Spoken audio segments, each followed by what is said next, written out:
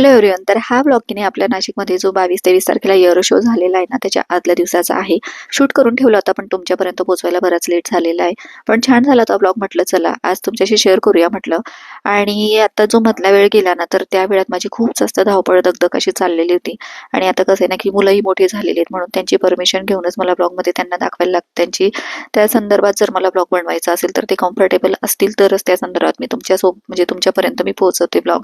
म्हणजे घरातले असू दे किंवा बाहेरचे असू द्या, अगदीच लहान असले लेकरं तर 5-6 वर्षाची, तर आपण आपल्या मर्जीप्रमाणे त्यांना घेऊ शकतो ब्लॉगमध्ये. पण हे आता वाढत्या वयाची मुलं आहेत आणि ते जर कम्फर्टेबल नसतील त्यांच्या संदर्भातले ब्लॉग, कारण हे सोशल मीडिया आहे, ते अनोळखी लोकांपर्यंत बऱ्याच म्हणजे आपण त्याला बंधन नाहीये, ते कुठेही जाऊ शकतात ब्लॉग.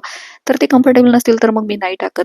तर चला ही त्यांची गोष्ट झाली आता. आणि आता म्हटलं चला घरातली कामं आटपून घेऊया. म्हटलं आपल्याला की नाही मस्त अशी तिकीटं मिळालेली होती एअर शो मध्ये, जी वापरली जाणारे सूर्यकिरण म्हणून फ्लाईट जेट, तर तेच बघण्याचं सौभाग्य आपल्याला लाभणार होतं. आणि फक्त म्हणजे मोजून त्या ठिकाणी 50 लोक येणार होते आणि त्यात आपण सुद्धा होतो. आहोंना मिळालं होतं पास, तर त्यामुळेच मग आपण जाणार होतो. तर म्हटलं चला. आणि इकडे आता आवरून वगैरे घेतलं, रेडी झाले. त्यानंतर म्हटलं चला हा सिम्पल ड्रेस मी वेअर केलेला आहे आणि याचा दुपट्टा मोकळा सोडलाय. त्यानंतर एक पर्स घेतली, थोडीशी मिळती जुळते, आणि राज पण इकडे रेडी झालेला आहे. त्यानंतर म्हटलं चला अहो येणार होते आम्हाला घ्यायला आणि आम्ही निघणार होतो थोड्याच वेळात, तर तुम्हालाही दाखवते. खूप जास्त तिकडे आपल्याला शूट करता येणार नाही, पण ते 2-3 क्लिप मी घेतल्या त्या तुमच्यासोबत शेअर करेलच. तर आता निघालो आणि तिकडे गेल्यानंतर आपल्याला आपली गाडी वगैरे पार्किंग मध्ये लावायला सांगतात ते लोक. कारण त्या मिलिटरी कॅम्पचा जो म्हणजे एरिया आहे, तर त्या ठिकाणी आपल्याला अलाउड नसतं. त्यांच्या ट्रॅव्हलने ते आपल्याला तिकडे नेतात. तर हे असं काही पास आपल्याला मिळालेलं होतं. तर त्यानंतर मग ह्या गाडीतनं म्हणजे ह्या ट्रॅव्हलमधून आपल्याला त्यांच्या बेसपर्यंत नेलं त्यांनी. आणि त्यानंतर मग तिथे आम्हाला सूर्यकिरण म्हणून जे हे आहे फायटर जेट, तर ते मिळालं बघायला इतक्या जवळून अगदी. आणि सगळ्या गोष्टी बारकाईने बघायला मिळाल्या. तर म्हटलं चला इकडे या वरात की नाही जंगली असे ते मोर पण होते, ते पण बघितले जवळून खूप. आणि बरेचसे बरेचसे मोर होते त्या ठिकाणी. मग येताना असं ठरलं की थोडंसं कुठेतरी थांबूया आणि काहीतरी खाऊन घेऊया थोडंसं. तर मुलं पण सोबत होते आणि आहोंच्या स्टाफचे जे आहेत सर वगैरे ते सगळे होते आणि त्यांची फॅमिली पण होती. तर आता जवळजवळ आम्ही मैत्रिणीत झालो आम्ही सगळ्याजणी. तर म्हटलं चला थोडासा वेळ अजून सोबत घालवता येईल. मग इकडे आम्ही मुलांच्या आवडीचं थोडंफार खायला घेतलं, त्यानंतर कॉफी वगैरे घेतली आणि मग आलो घरी. तर दीदीची मैत्रीण पण आमच्या सोबत आली होती, कारण दुसऱ्या दिवशी पुन्हा आम्हाला एअर शो बघायला जायचं होतं आणि मोजके लोक त्या ठिकाणी येणार होते. तर म्हटलं चला, तर तिलाही बघायचं होतं आणि मग आम्ही सोबतच तिला घेऊन आलो येताना. तर आता घरी आलो होतो. आणि खरं सांगू ना, मिलिटरी चं जे कॅम्प आहे त्या ठिकाणी, म्हणजे जे मिलिटरीचं जे स्टेशन आहे, तर त्या ठिकाणी इतकं प्राऊड मोमेंट होतं ना, ते सगळे युनिफॉर्म मध्ये आणि ते फायटर जेट उडवणारे जे लेफ्टनंट वगैरे असतात त्यांच्यासोबत आम्ही फोटोशूट वगैरे केले, बरेचसे फोटो काढले. शेवटी मी लावले 1-2 फोटो. आणि इतकं छान वाटत होतं ना, खूप डिसिप्लिन आणि खूप हे. तर मोजक्या वेळपर्यंत त्या ठिकाणी आपल्याला थांबू दिलं, फोटोशूट वगैरे करू दिलं. आणि त्यानंतर मग आपल्याला तिथनं त्याच बसने पुन्हा रिटर्न आणलं त्यांनी.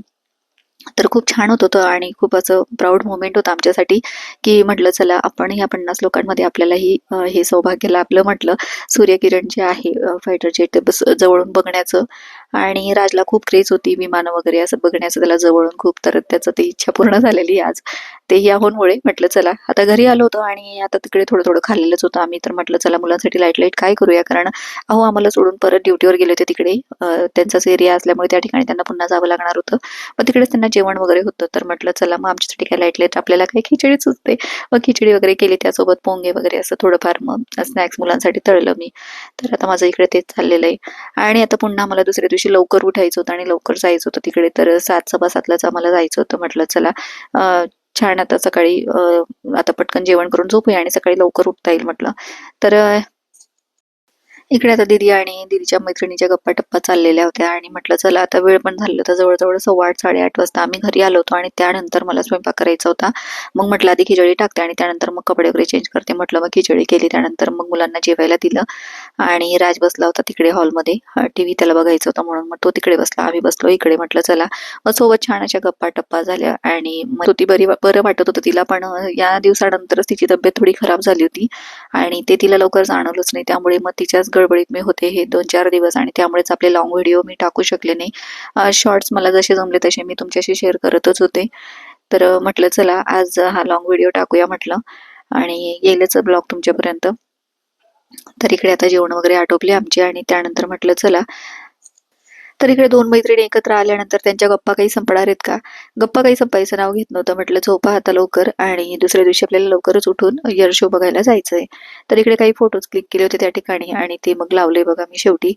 त्यानंतर मग दुसऱ्या दिवशी आम्ही लवकरच उठलो 6:00ला आणि सगळ्यांनी आवरून पटकन आम्हाला 7, 7:15 पर्यंत निघायचं होतं. तर इकडे आता म्हटलं चला आज तर काही टिफिन नव्हता आणि राजलाही सुट्टी होती म्हणूनच त्याला पण सोबत नेणार होतो. आणि मग आता म्हटलं चला सगळ्यात आधी तर मी माझं कोमट पाणी घेते आणि त्यानंतर म्हटलं चहा वगैरे घेऊया म्हटलं तोपर्यंत. इकडे आता मुलंही उठले होते आणि त्यांचंही चाललं होतं आता आवरायची गडबड.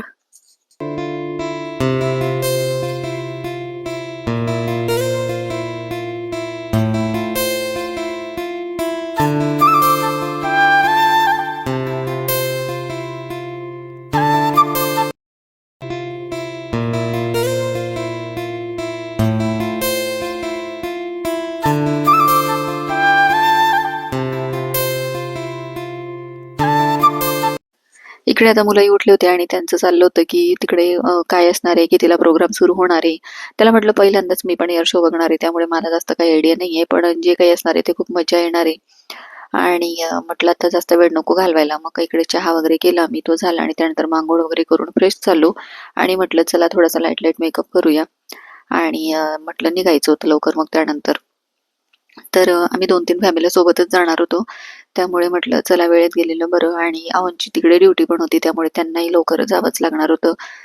तर इकडे आता आवरून वगैरे घेतलं मी आणि कसं आहे कॉम्पॅक्ट वगैरे ना मी फेसला तर लावतेच पण थोडंसं मानेला वगैरे गळ्याला त्या ठिकाणी पण लावायचं म्हणजे आपला स्किन टोन जरा इव्हन दिसतो नाहीतर मग वेगवेगळे कलर दिसतात मग त्यामुळे मग मेकअप आपला असा छान वाटतो आणि लॉंग लास्टिंग राहतो. तर म्हटलं चला आता इकडे मग माझा बेस तर माझा तोच असतो नेहमी फाउंडेशन, कन्सिलर आणि कॉम्पॅक्टचा. पण मग काजळ आणि लिपस्टिक ते मग जसं आपला प्रोग्राम असेल काय असेल त्याप्रमाणे मग मी लावत असते. तर आता इकडे निघालो आणि या आवनच्याच ऑफिसचे जे आहेत त्यांचे सहकारी आणि मित्र त्यांच्या मिसेस आहेत आणि त्यांची छोटी ती गोडुली श्रीजा. तर इकडे पोहोचलो आम्ही. खूप छान वाटत होतं सकाळचं. खूप मस्त असं प्रसन्न वातावरण होतं आणि तिकडे आम्हाला रूम पण मिळाला होता फ्रेश वगैरे व्हायला आणि थोड्या वेळ थांबण्यासाठी वगैरे. मग तिकडेच आता रूमच्याकडे आम्ही जात होतो आणि हे रिसॉर्ट आहे आपलं जे बोट क्लब आहे ना त्याच्याच समोर इकडेच्या साईडला हे रिसॉर्ट आहे. तर इकडे आता श्रीजा सोबत फोटोशूट वगैरे चाललं होतं दीदीचं. श्रीजा खूपच आवडते तिला. ए क्यूट बेबी हाय पादे सीधा पादे ना त्यांना दे ना पादे. ओ ती आता थोड्या वेळाने मिक्स होईल. बऱ्याच वेळा आता सोबत येणं जाणं असतं बऱ्याच ठिकाणी त्यामुळे की नाही श्रीजा आम्हाला ओळखायला लागली आणि छान आमच्यासोबत खेळते ती. म्हटलं चला आता सकाळचं वातावरण छान असं प्रसन्न वातावरण होतं आणि अजून वेळ होता प्रोग्राम सुरू व्हायला. सगळीकडे आता म्हणजे तयारीची सगळी धावपळ चाललेली होती आणि अहो पण त्यांची जी साईट होती त्या साईडला गेले. त्यांचा जो एरिया होता तो बोट क्लब साईडचा होता आणि इकडे आमच्या सोबत ज्या आहेत त्यांचा एरिया होता म्हणजे सरांचा. तर मग एकत्रच ते सगळेजण काम बघत होते. तर इकडच्या बाजूला अहोंची ड्युटी होती. त्यामुळे म्हटलं चला आता आपण इकडे थोडेसे व्हिडिओज वगैरे फोटोज क्लिक केले आम्ही. पण आधी तर सगळ्यात आधी सकाळचं जे वातावरण होतं ना आणि इतकं कमाल वातावरण होतं. मस्त सूर्योदय होत होता आणि खूप छान वाटत होतं. तर इकडे सगळं अरेंजमेंट हे चेअर्स वगैरे लावलेले आहे सगळ्या या ठिकाणी. डीजेची गाडी वगैरे त्या बाजूला उभी होती. इकडच्या साईडला पण होतं. खूप सुंदर असं अरेंजमेंट सगळीकडे चाललेलं होतं आणि त्या बाजूला पण बघू शकताय तिकडे पण प्रोग्रामची तयारी चाललेली आहे. सिटिंग अरेंजमेंट वगैरे खूप छान होतं सगळं आणि थोड्याच वेळात आता सूर्योदय पण होणार होता आणि प्रोग्राम सुरू होणार होता. तर 10चा टायमिंग होता त्यांचा आणि म्हटलं चला तोपर्यंत आपण मस्त फोटोशूट वगैरे करूया म्हटलं.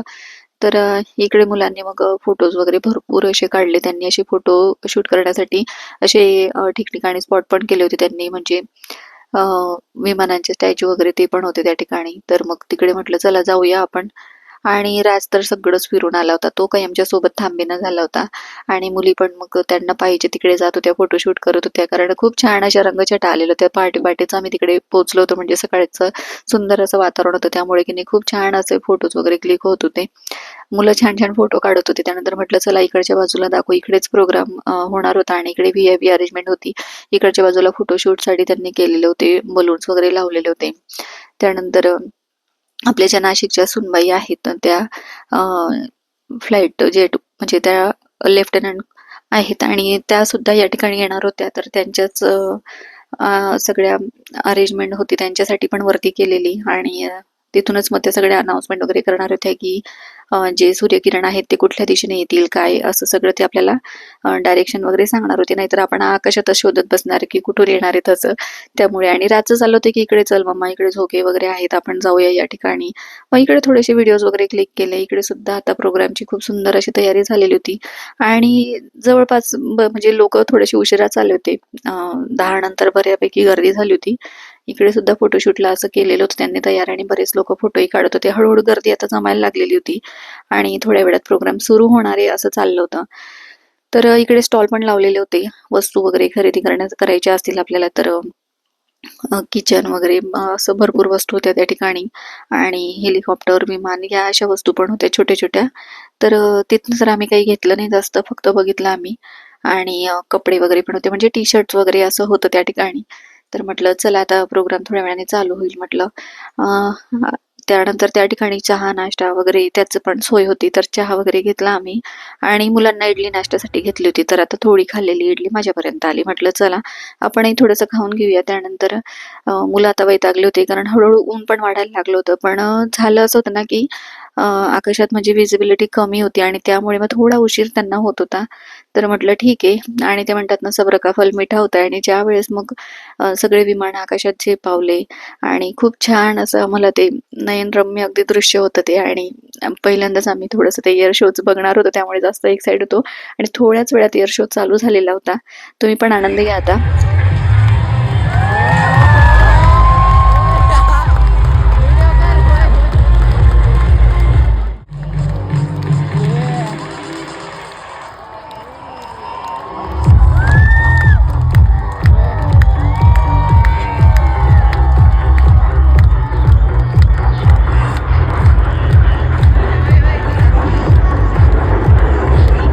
या सगळ्या गोष्टी करण्यासाठी खूप जास्त प्रशिक्षण, खूप जास्त तासांचा सराव ह्या सगळ्या गोष्टी लागतात आणि म्हटलं चला हे सगळ्या गोष्टी आम्ही पहिल्यांदाच एन्जॉय करत होतो. खूप छान वाटलं आणि खूप अजून अ, आपले जे मिलिटरी मधले जे आपले हे सूर्यकिरण फ्लाइट जेट आहेत, त्यांचे जे पायलट आहेत त्यांच्याविषयी अजून जास्त आम्हाला प्राउड फील व्हायला लागलं, की अरे किती त्यांची मेहनत असते त्यामागे आणि किती गोष्टी त्यांना पार पाडाव्या लागतात. ह्या सगळं व्यवस्थित पार पडावं त्यासाठी.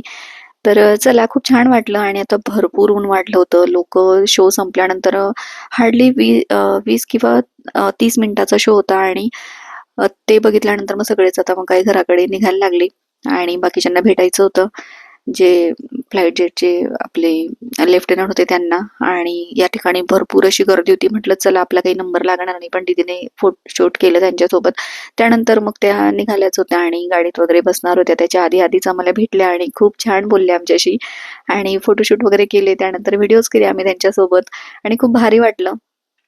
तर म्हटलं मुलांना म्हटलं असं काहीतरी बनवा.